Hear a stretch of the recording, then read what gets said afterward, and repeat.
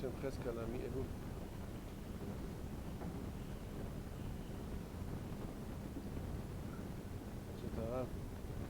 Ce soir, on est presque à la mi-Elul. Bientôt, on est ממש בדבר אלול, dans 2 semaines, presque. Dans 2 semaines, Rosh Hashanah. Ce soir, ההילולה de בן איש חי. ce soir, עכשיו מן הערב ההילולה, זה ראשון לעילוי נשמתו, שזכותו יגן עלינו, אמן. J'ai entendu aujourd'hui un rabbin qui a parlé, il dit que le Rav Ovadia Yosef alav hashalom, il a dit de Ben Ish Chai qu'il est Ohev mitzvot, lo yisba mitzvot. Il a parlé du football, que bientôt on va faire le football pour Ben Ish Chai. Il a dit si déjà on veut faire un football, il vaut mieux que laisser une petite dette pour après le football. Comme ça on ne met qu'un bas mitzvah shmita.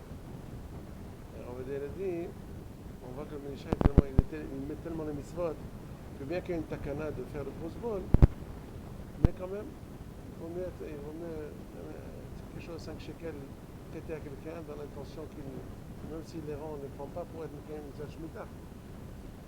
Rav Ovadia a précisé que d'après la halakha, il faut faire attention que si les gens ont fait l'idée du Rav Ben Ish Chai, alors il vaut mieux aussi la faire dans l'intention que la dette soit remboursée avant que se finisse l'année de la Shemitah. Parce que si on donne une dette stam à la fin de Hodesh Elul, là ça prendra, va être méchamet. Pourquoi il ne sera pas méchamet? Parce que c'est dans stam 2020, c'est 30 millions. Donc après, c'est pas méchamet, il ne peut pas dire méchametani. Donc il faut lui dire qu'on lui prête l'argent à Almenat qui rembourse avant Rosh Hashanah. Et quand il viendra rembourser après Rosh Hashanah, on lui dira non, méchametani. Après ça, avec ça, on sera mécané. C'est pareil, une femme aussi, elle peut faire ça avec ses voisines, elle leur prête un peu des œufs, des pommes de terre. Quand ils viennent lui rendre après au Shana, elle dit Shana. Bon, en tout cas, donc ça c'est, on a, dans une Veizkir et Shemo, on a dit une halakha ensemble à la Shema. Et aujourd'hui, on est, comme on a dit, dans les 2 semaines Rosh Hashanah, même ceux qui ne s'est pas encore vraiment réveillés comme il faut, et on commence déjà à sentir un petit peu que bientôt c'est Rosh Hashanah. Alors il faut se préparer, moi je parle moi-même.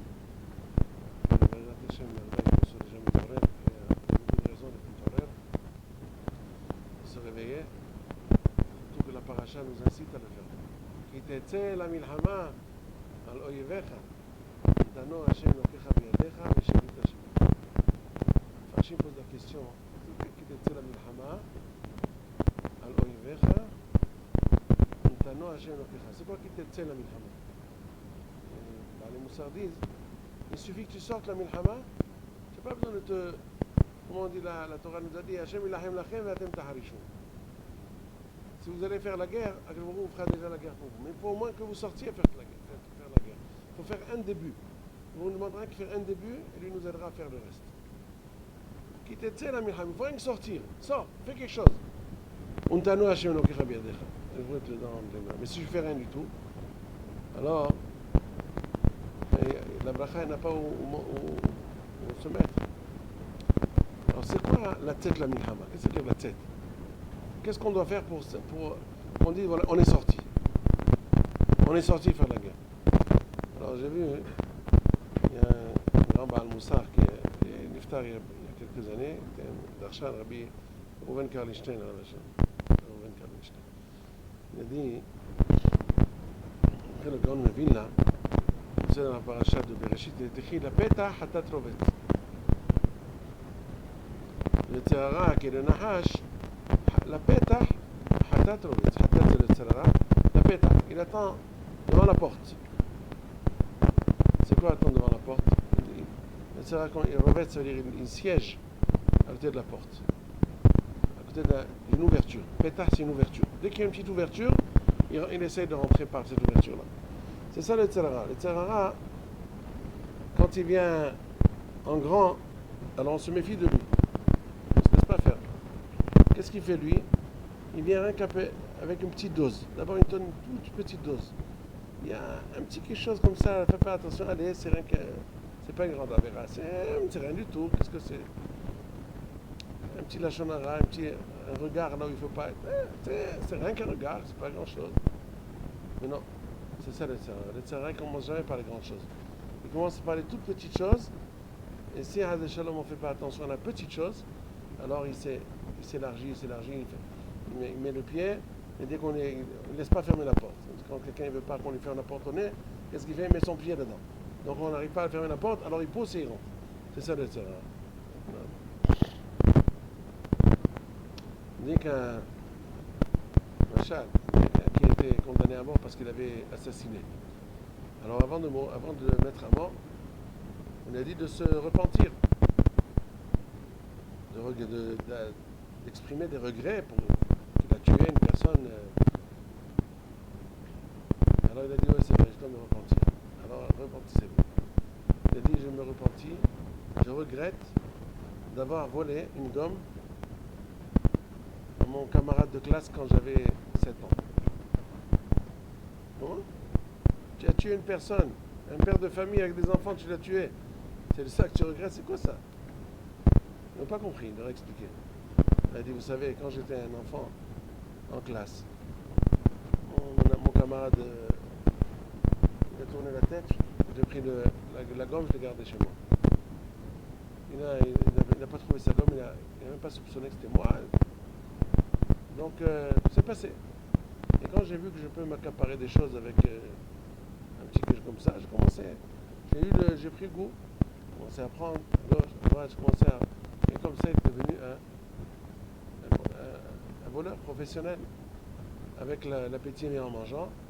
Et quand il avait des besoins encore plus accentués, il avait besoin de beaucoup de sommes d'argent quand il a grandi, et il fallait arriver à là où il faut tuer la personne pour lui prendre son argent. Alors il a tué, il n'a pas reculé. Qu'est-ce qui l'a fait venir à cette étape, à ce stade terrible? C'est la petite gomme qu'il a réussi à voler sans qu'on l'attrape. Alors c'est de ça qu'il regarde. Si on m'avait attrapé à ce stade-là, on m'avait corrigé, je ne serais pas arrivé là. Et il a raison. Comment il a raison?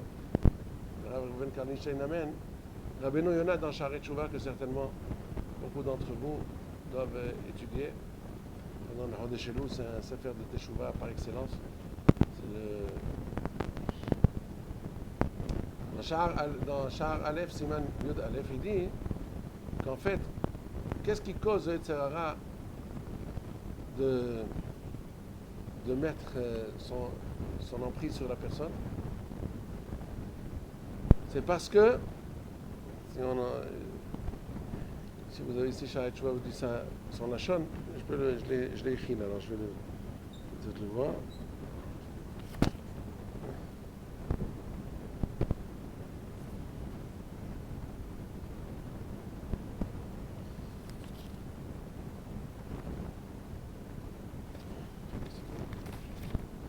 Yetzirah, voilà, j'ai trouvé ça, c'est pas la peine, j'ai trouvé.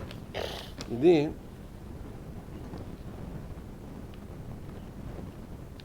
משום שלא נחלצו רעיונה וחושה בפגעו בו ולא מיהר לגעור בים התאווה ויחריו, על כן יגורהו היצר בחרמיו ונפל במכמוריו.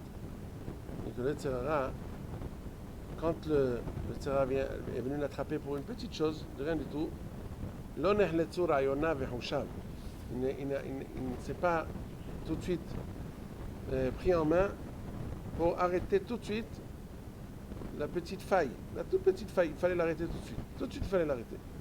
Alors, comme il ne l'a pas fait, il ne s'est pas empressé, l'ig'or, de gronder. Yam Ta'ava, c'est la mer ou l'océan de la Ta'ava, des envies. Et cet océan-là, il aurait été asséché.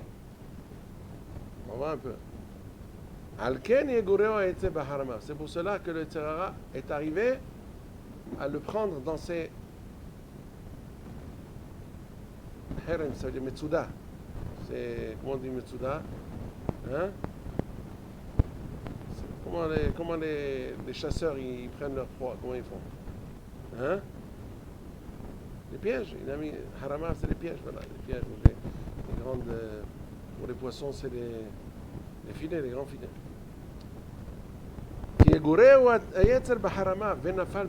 il tombe dans son piège. Alors les Baalei Moussar disent, on a appris de là, on a appris du Rabbeinu Yona que la Ta'ava c'est un océan. C'est pas une petite Ta'ava et c'est fini. On commence par une petite Ta'ava et après ça commence, ça peut devenir un océan de Ta'ava. Ça veut dire Itmakrout. C'est quoi Itmakrout? Quand on est. Hein? Itmakrout. Il est déjà complètement. Non, il y a un autre mot. Quelqu'un qui est Itmaker. Itmaker, ça veut dire qu'il est comme ceux qui sont dans les casinos tout le temps. Hein? Ils n'arrivent pas jusqu'à ce qu'ils perdent tout leur argent. Comment on dit ça? Je ne sais pas, aujourd'hui j'ai plein de tête pour. Hein? Vendu. Non, il y a un autre mot, bon, je ne l'ai pas dans la tête. C'est pas grave. Alors c'est ça, la ta'ava, elle prend la personne, il peut arriver à un moment où il est complètement. Comment on est drogués, comment ils sont complètement pris dans la drogue, comment ils n'arrivent plus à s'en séparer. Hein?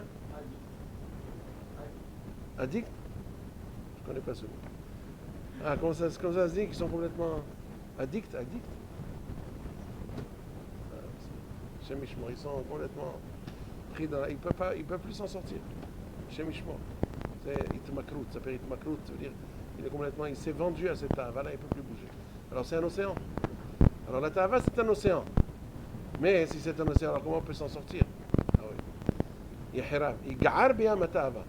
C'est-à-dire dès que la petite Ta'ava vient commencer à lui faire des signes il ne faut même pas commencer. Le petit début comme ça, il est très facile à. Et dès qu'on a réussi à maîtriser le début, on est déjà sûr. Pourquoi? C'est un yam, c'est un océan. Mais c'est un océan imaginaire. Parce que c'est quoi l'état? C'est de l'imagination. C'est pas vraiment du vrai, l'imagination. Alors depuis le début, on dit non, c'est rien du tout. Bah, il n'y a pas d'océan, rien du tout. C'est une, comment on dit, c'est une oasis dans le désert. Il y a, un mirage, c'est un mirage, c'est rien du tout. Un mirage, c'est rien du tout. Au début, Yam Ta'ava, Ga'ar biyam Ta'ava, V'yahirab. Yam, un océan, il n'y a pas d'océan.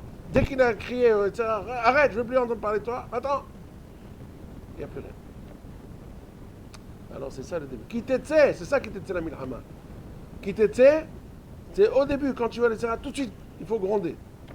Même le Baal Hatani à la Vachalom, il dit, d'après le Zohar Kadosh, quand le Sera vient, mais va teshinanle, il toche auto, ça veut dire lui crier dessus. Il faut se crier dessus. Quand il y a quelque chose, il faut se prendre en main et se crier comme si on criait à quelqu'un d'autre. On n'a pas, généralement, le Sera, il est tellement infiltré dans la personne, on ne se rend même pas compte qui c'est moi, c'est lui, c'est nous deux, c'est toi à la fois. Qu'est-ce que c'est? On ne sait pas qui c'est qui est en train de parler là. Mais non, il faut prendre le Sera comme si c'était une tierce personne. Comme si c'était un autre. Il me demande de faire une Avera. Va-t'en! Gannav, Rotseah! C'est rien qu'un petit gain, rien du tout. Non! Il faut tout de suite voir qu'est-ce qui va se passer après. Quand on voit le Atid, quand on voit qu'est-ce qui va se passer après, alors, quand on voit la Totsa, alors là j'en viens à un autre chidouche.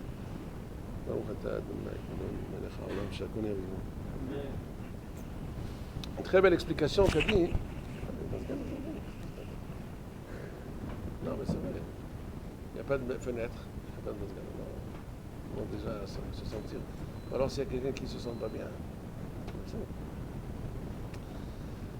Alors le Rav Baruch Mordechai Ezrahi, le Rosh Yeshiva de Ateret Israël, donne une très belle explication. C'est ce qu'on dit. La Torah nous dit, il y a au début de la parashat Yefat Toar. Ki tetze la milchama al oivecha, untanu Hashem Elokecha biyadecha, v'raïta bashivya eshet Yefat Toar. Yefat Toar, tout le monde sait, c'est pas la première fois qu'on fait la parashat de Ki tetze. On sort en guerre, alors il y a un grand Yetzerara, il y avait des femmes qui venaient dans la guerre pour justement induire en erreur les soldats, et au lieu qu'ils s'occupent de la guerre, ils s'occupent d'elle. La Torah a permis. Pourquoi? Parce que la Torah sait combien le Yetzerara est très fort. Dans cette condition, la Torah a permis. Parce que la Torah, quand elle donne un Nisayon, c'est qu'on peut le surmonter. Et si on ne peut pas, alors la Torah elle permet. Tout comme ça, les Farshim disent. veut dire quoi? Que la Yefat Toar, elle est permise. Si elle est permise, pourquoi Hazan nous ont promis que celui qui a pris une Yefat Toar, sauf qu'il aura un enfant Sorer ou Moré? Parce que c'est l'un à côté de l'autre. Juste après la paracha des Fatoar, il y a Ben Sorer ou Moré. Si c'est permis, pourquoi il y a Sorer ou Moré? Qu'est-ce qu'il a fait le pauvre? La Torah lui a permis. Pourquoi? Et Bichlal, pourquoi la Torah nous a fait ce Ben Sorer ou Moré juste après le Fatoar? On peut pas le faire à côté d'autres choses. Et si c'est permis, bon, on a compris la question.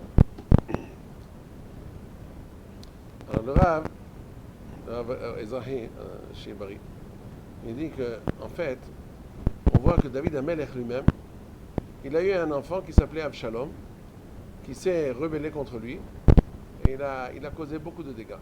Non, on ne va pas s'allonger, mais on connaît la paracha de Avshalom. Et qui était Avshalom? C'était le fils de Ma'acha. Sa mère, elle s'appelait Ma'acha, qui était la fille de Talmaï Melech Geshur. Talmaï, c'est Ptolémée en français, hein, pour ceux qui Ptolémée. Talmaï, Melech Geshur, le roi de Geshur. Mais c'est pas Ptolémée le connaît, il était encore bien avant, c'est du temps de David Amelech.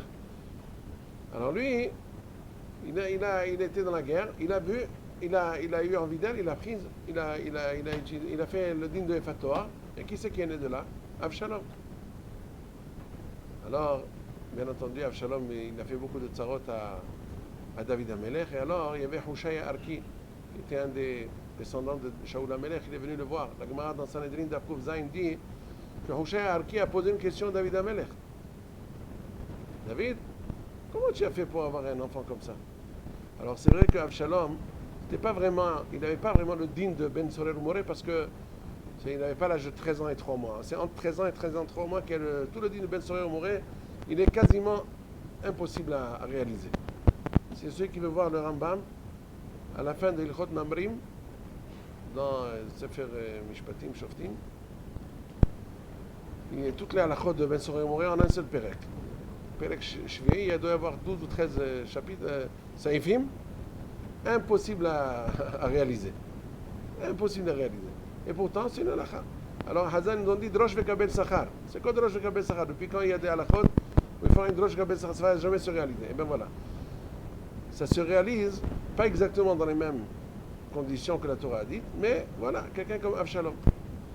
Et pourquoi ça vient de Ma'achare alors qu'elle est permise? Si elle est permise, pourquoi ça vient comme ça? Alors toutes les questions ont la même réponse. En fait, c'est vrai que la Torah, elle permet. Mais la Torah,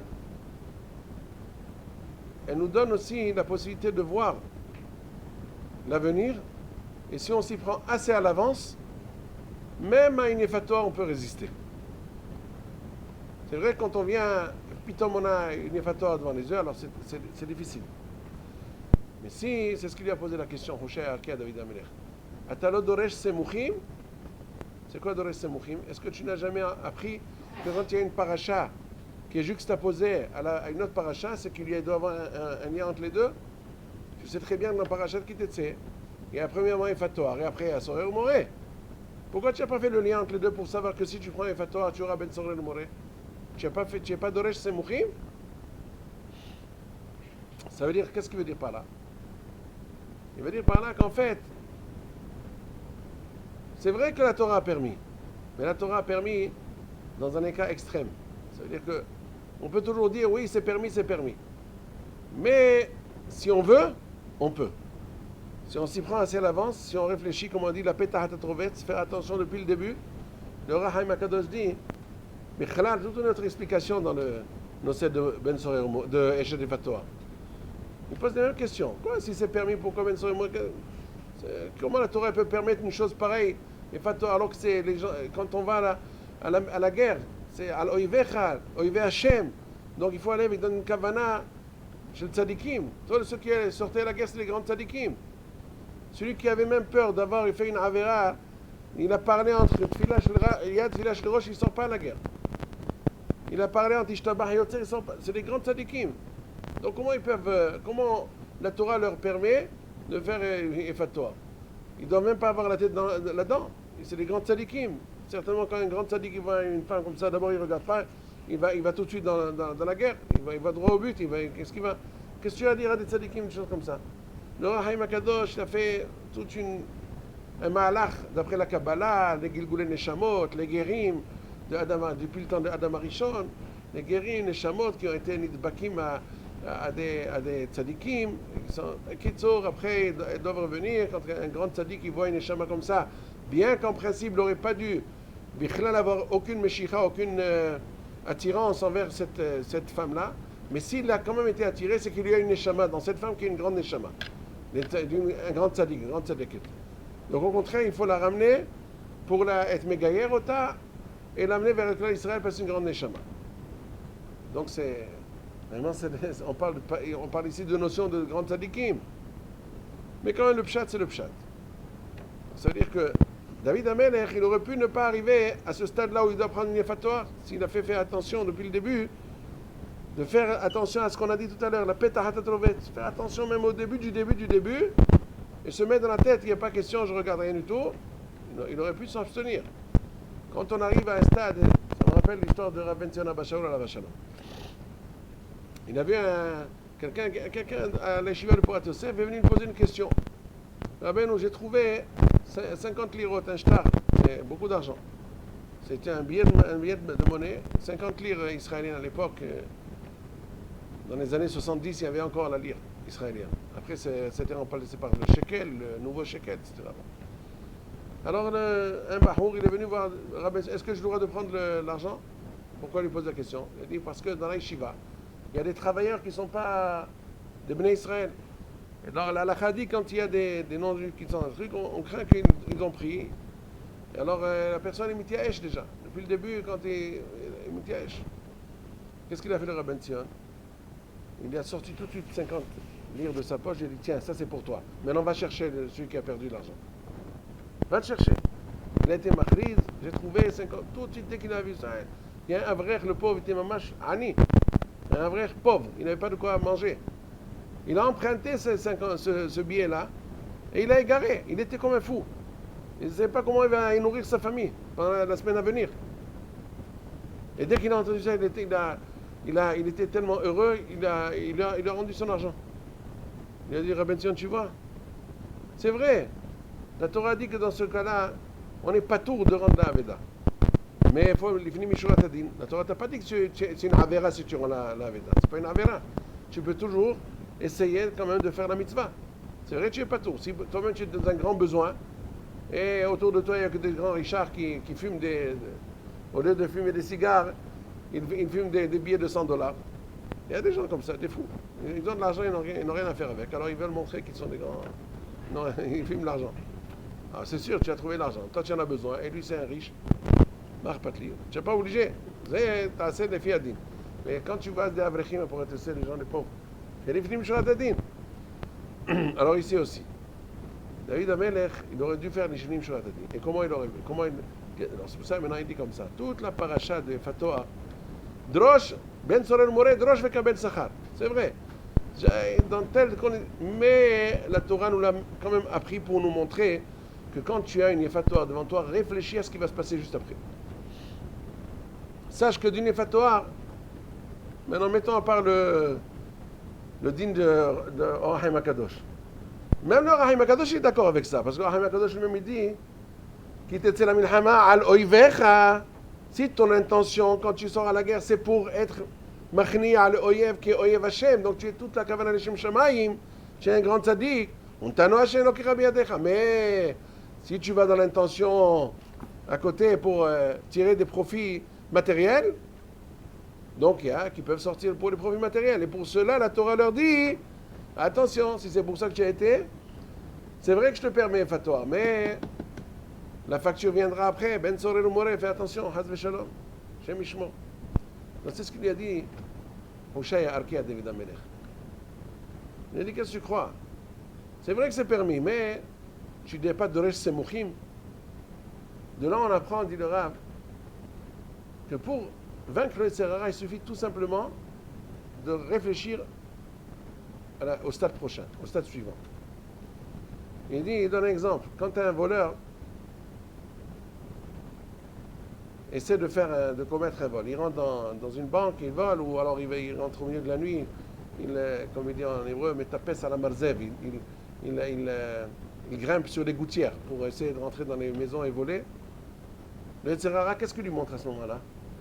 Il ne lui montre pas, attention, il y a la police qui peut te trouver, tout ça, non. Il dit, non, mais non, tu vas devenir un millionnaire, tu vas voler, tu vas avoir plein d'argent, tu vas devenir un grand riche, tu vas t'acheter demain une voiture.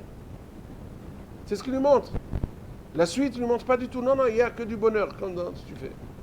S'il lui montrait même l'idée, l'image que, attention, la police peut l'attendre là-bas, quand il descendra de la gouttière, il va tomber tout droit dans les mains de la police. Alors il réfléchit 2 fois avant de faire cela. Non, il ne réfléchit pas, parce que le Yetzirara ne lui montre pas l'étape suivante. Il lui montre rien que cette étape-là. Tu vas devenir millionnaire. Ah, ça y est, il ne va pas plus que ça. Tu vas profiter. Tu vas jouir. Pas plus. Ah, mais il ne lui montre pas qu'est-ce qui va se passer après. Haz v'shalom, quel onashim, quelle punition il risque d'avoir dans ce monde, dans le monde futur. Ça ne lui montre pas. Et bien c'est ça le problème. C'est pour ça que la Torah nous a mis Parashat Yefator à côté de Parashat Ben Soreh Moreh pour nous montrer que chaque Avera, même si Ben Soreh Moreh n'a jamais existé, mais quand la personne commence par une petite brèche comme ça, ne fait pas attention à ce qu'elle fait, elle peut arriver jusqu'au stade où, même si c'est permis, mais elle aurait pu éviter cette permission-là. Et elle ne serait pas arrivée au stade où elle a des enfants qui ne sont pas bien. Ce qui cause malheureusement, la Gemara dit, Kashat tarbut ra'a beveto shel adam, yoter mimilchemet Gog uMagog. Haz v'shalom, quelqu'un qui a un enfant qui n'est pas dans le chemin, c'est beaucoup plus grave que Gog uMagog, comme ça la Torah dit. Et d'où ça vient tout ça? Ah, Yefator. Ça veut dire quoi? Quelque chose qui s'est passé à l'avance et il n'a pas fait attention. Alors ça c'est le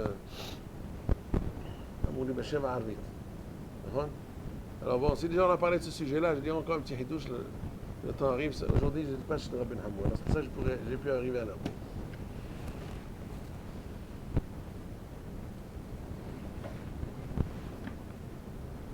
J'ai vu une kushia, dans la paracha c'est écrit Velo yir'eh becha ervat davar, veshav me'acharecha.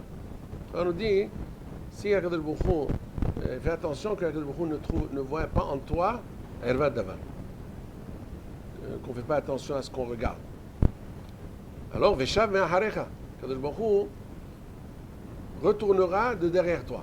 Ça veut dire, Akadosh Baruch Hu, en texto, ça veut dire, Akadosh Baruch Hu est derrière toi, il te suit de près, il est avec toi. Mais si tu fais des bêtises, alors Akadosh Baruch Hu, il s'en ira. Veshav me'acharecha, il est derrière toi, il va s'en aller, il va te laisser seul. Ça veut dire quoi? Akadosh Baruch Hu est derrière nous. N'est-ce pas? Mais dans un autre passage qu'on voit, que Akadosh Baruch Hu, il est devant nous. D'où on sait qu'il est devant nous? Hein? D'où on sait qu'il est devant nous, Akadosh Baruch Hu? Quel est le pasuk? Hine anochi over lefanecha, vechanoti tasher achon, over lefanecha. Devant toi. Il passe devant nous, on est derrière nous. Alors, qu'est-ce que... On dit, c'est la kashia. Quand on est, on sait, quand on est à Akadosh Baruch Hu, il est devant nous. Pourquoi il est devant nous? C'est comme quelqu'un qui est honorable, quelqu'un qui a un grand homme. Alors, il y a un shamash qui passe devant lui pour lui préparer la route, pour qu'il puisse passer. Alors, c'est un kavod, en signe d'honneur, il est devant lui. Mais si c'est un voleur, et il a été pris par la police, qu'est-ce qui se passe? La police ne va pas devant lui parce qu'il va se sauver derrière. La police, elle se met derrière lui pour faire attention qu'il ne se sauve pas. Ça, Veshav me'acharecha.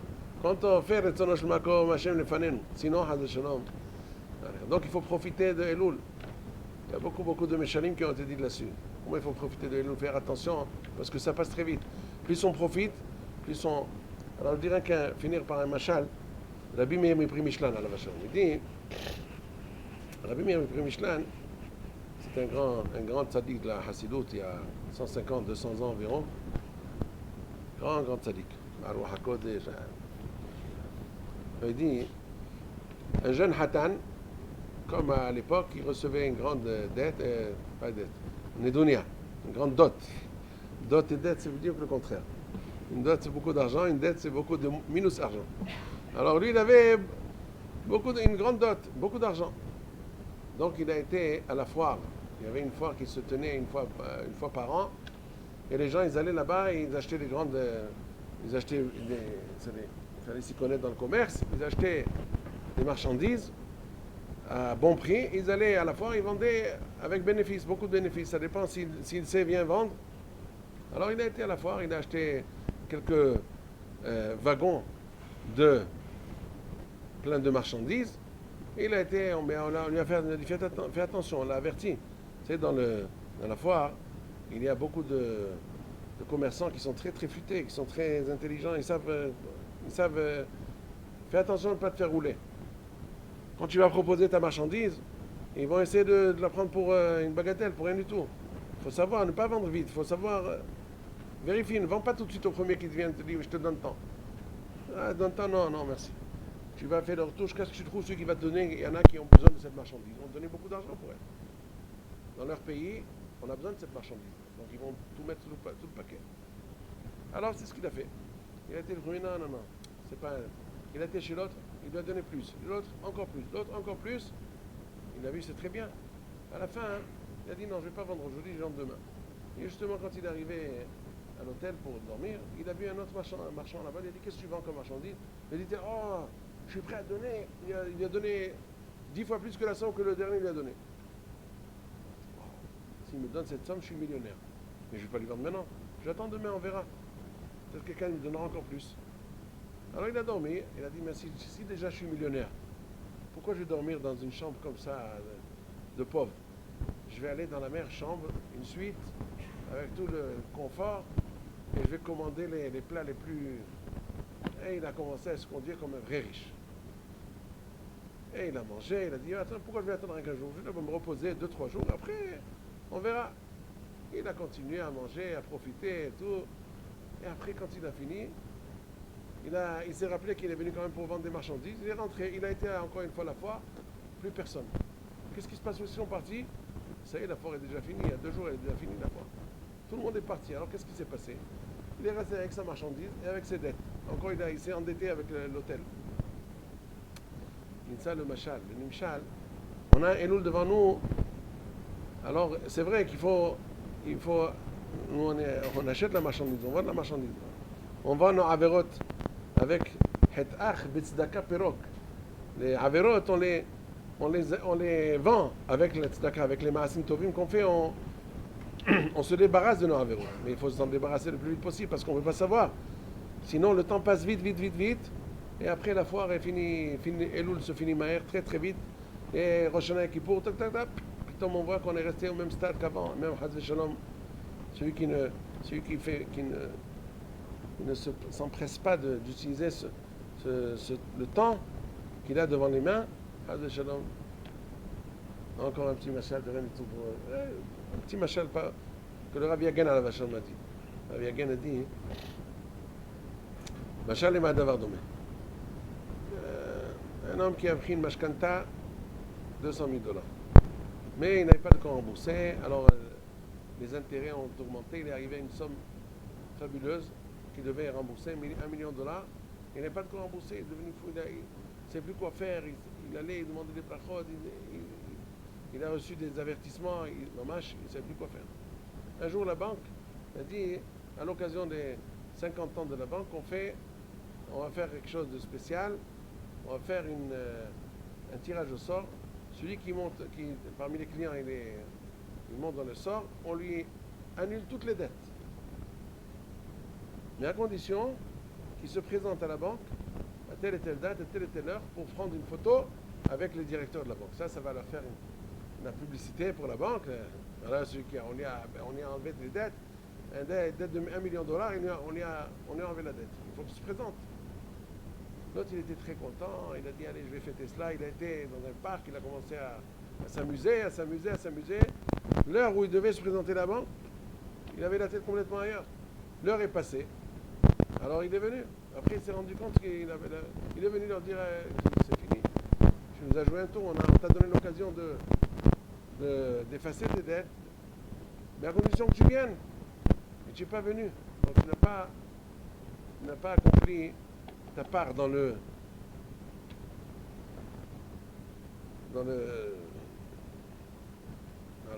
compris.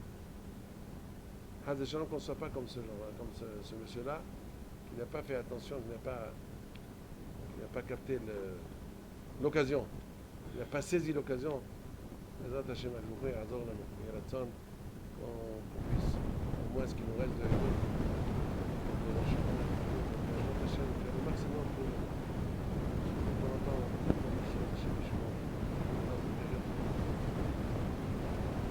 tellement de problèmes, tellement de maladies, tellement de tzarout, c'est le moment Bezrat Hashem d'effacer toutes les fautes, d'espérer Bezrat Hashem, et même à l'état national, à l'état international, on est pour le truc, chacun doit faire son maximum pour avoir le maximum de zkuyot que les enfants nous aident et nous épargnent sur le tzarout. Maintenant, c'est le moment pour toute l'année prochaine dépend de cela.